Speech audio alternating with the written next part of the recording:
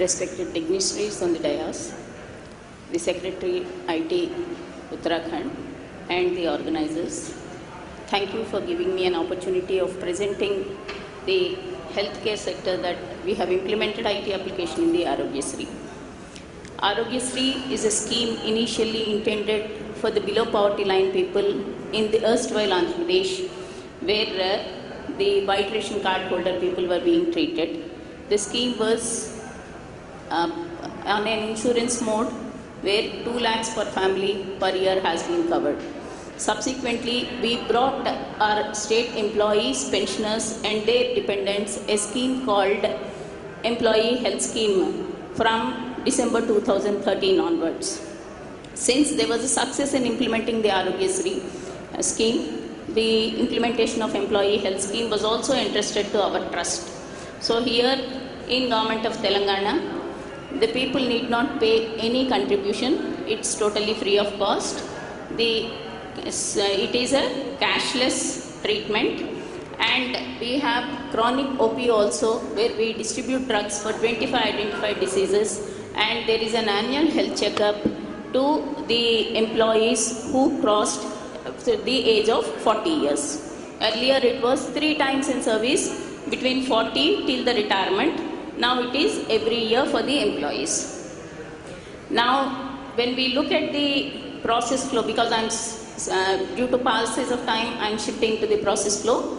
We had initially used to keep certain health camps, or we have different source of patients coming to the network hospital, where it could be health camp, where it could, or a PHC, or directly they can go to the network hospital for a treatment.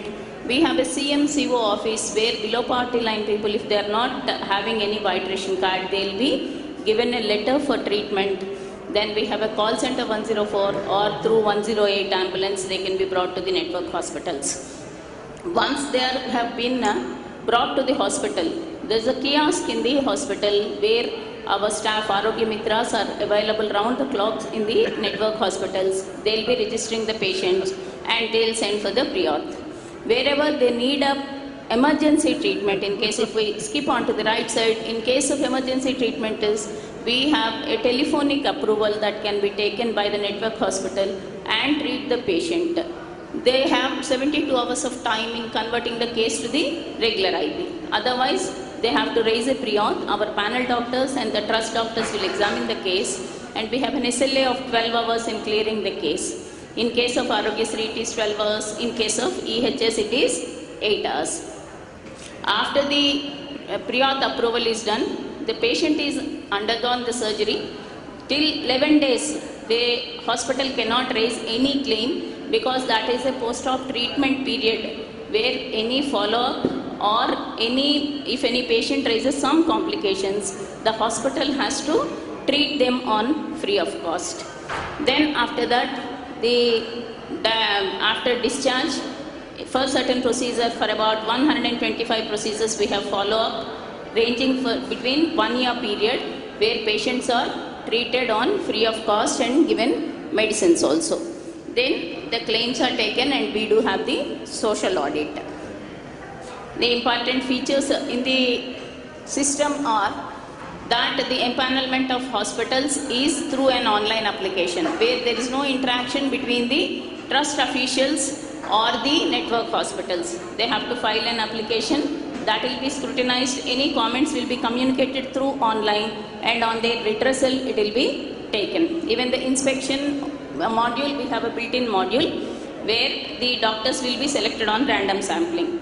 We have an online package pricing where we have codified the drugs and the procedures according to ICD 9 and 10. We have an SSR built up for all the rates. So the system picks up, depending on the procedure selected, the rates. If 2 procedures are to be conducted on a patient simultaneously, the system picks up the procedure which requires the maximum stay in the hospital and will not pay for the common costs in the second procedure. Only the medicines or the doctor's consultation, etc.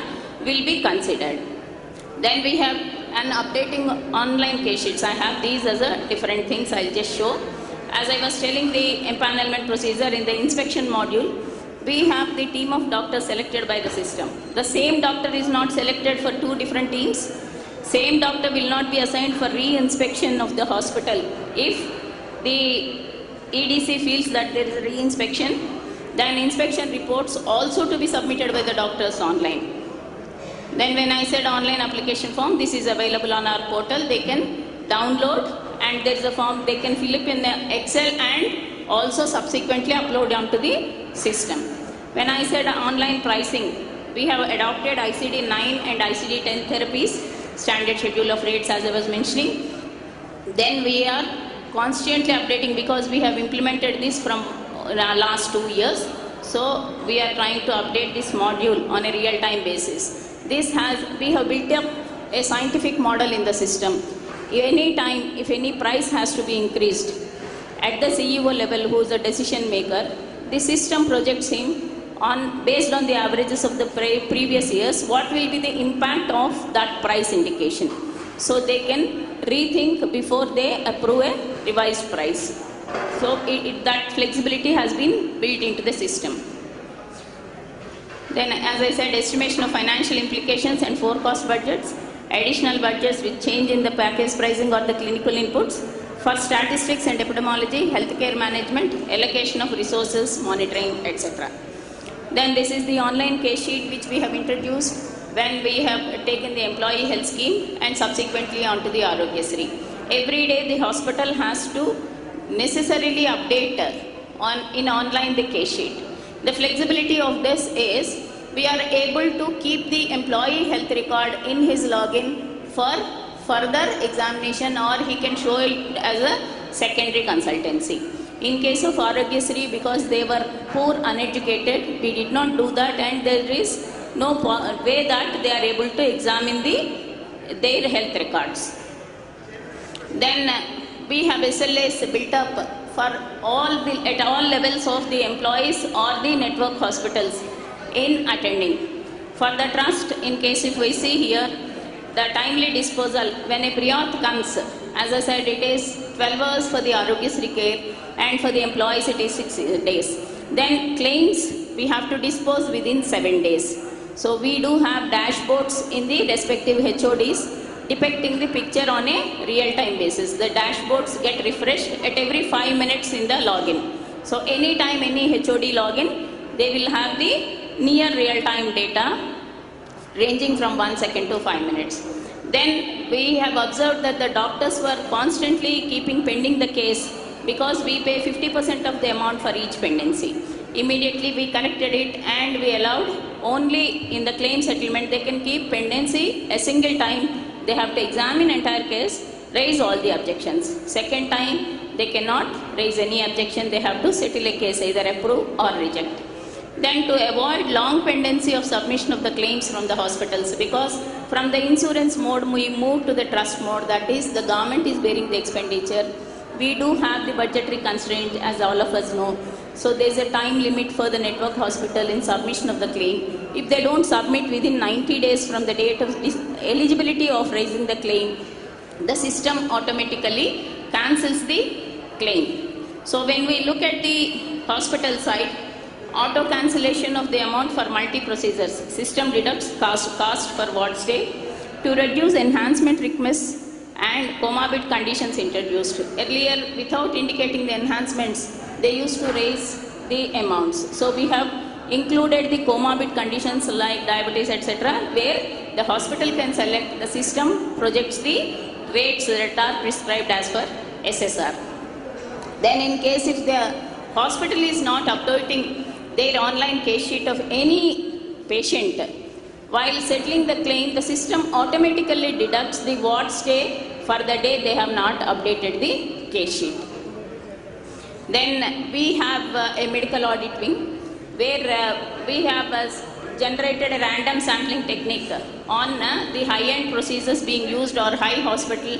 So there is a criteria built in. Depending on that, every day 1% of the claims where payment has been done will be going to the doctors for medical audit. This we are trying to increase it, implement it immediately after the pre-authorization before the surgery is done, so that unnecessary procedures can be curtailed down. Then we have the outside third party audit also to be introduced. These are under process. Then we will issue, based on the notices, we will issue notice or start taking action against the hospital and the doctors who have scrutinized that scheme in case of any default. Then we observed that there was some lethargy at the doctor's level who was scrutinizing in the claims. Then we have immediately introduced the service level approvals. So system will not show approve button till a particular time of case need to be examined is over. Then we have mobile application. This is more because the patients were not able to get the information of their stage of the case. So hospitals were trying to take a time that they had some problems and they were asking the patients to convert to the cash patient. So we have introduced a mobile application. The moment a decision is taken, that will be informed to the patient through mobile. Then we have social audit through grievance modes on 3-4 different types. They can raise a complaint through grievance module. They can send us a feedback where we send letters on to the patients through CM. We have a 104 call center where patients can call and give the complaint. All these complaints will be flagged in case depending on the service deficiency or the amount collection, etc. Unless they are resolved, those cases payment will not be done. If the hospitals are not responding on time, it will be referred to the empanelment and disciplinary committee where the payments can be stopped or the other action like delisting or de-empaneling can also be imposed. Then because 94% of our expenses are through the system for the claims, we have built in all other modules like e-office, budget, administrative sanction and entire payments.